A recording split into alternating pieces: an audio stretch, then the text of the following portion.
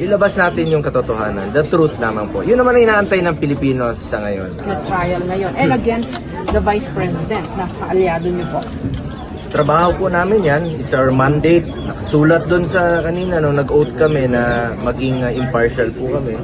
Gagawin po namin ang aming trabaho ayon sa batas at sa Constitution. At ako naman po, ang magiging decision ko is guided by sa Diyos po. Pagdadasal ko po parati yan.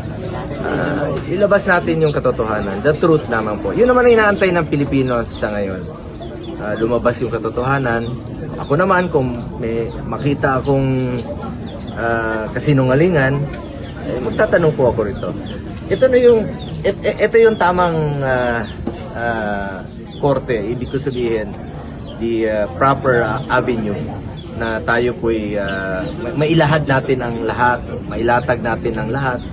At bilang binoto po ng 27 million Filipinos, hindi ko po sasayangin yung tiwalang binigay niyo po sa akin. Magtatrabaho po ako. Gagawin ko po ang aking mandato bilang Senator Judge. Magiging impartial po ako. Ngunit gusto kong lumabas yung katotohanan.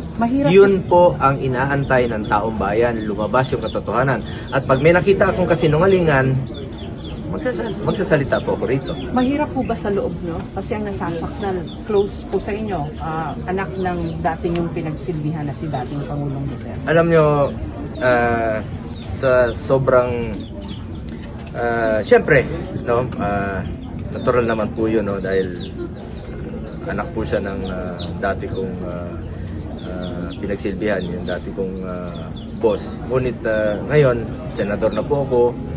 This is my second term already. Binigyan po ako ng tiwala at mandato ng taong bayan. So gagawin ko po ang aking trabaho. Sabi ko nga, ilalabas natin yung katotohanan. At sana matapos na po ito sa lalong madaling panahon para makatrabaho na tayo, makapagserbisyo na po tayo. Kawawa yung taong bayan. Bawat oras, bawat araw, bawat minuto na sobrang gulo ng politika rito sa bansa natin, ang serbisyo po ang nasasakripisyo. Tanungin niyo yung taong bayan. Sila yung nasasakripisyo. Sila po yung hindi nabibigyan ng maayos na serbisyo tuwing nag-aaway po ang ating mga leader. Sana matapos na po ito. Nandito na tayo. Ito na yung inaantay ninyo. Matapos yung impeachment, makapag-desisyon na po tayo para makaserbisyo na tayo, makatrabaho na tayo.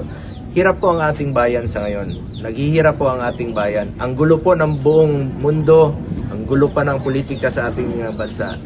Ako naman po, gusto ko lang makapag-serbisyo ng maayos sa ating mga kababayan. Yun naman po ang aking pinangako noon. Serbisyo, sipag at pagmamalasakit sa kapwa Pilipino. Pero gagampanan ko po ang aking tungkulin bilang Senator Judge at magiging impartial po. Bagamat identified po ako sa Duterte Block, iba po ang aming trabaho dito. Ilabas ang katotohanan. Pag meron po ako nakitang kasinungalingan, ilalabas natin yung mga kasinungalingan na narinig natin sa ibang pagdidinig. Importante rito the truth.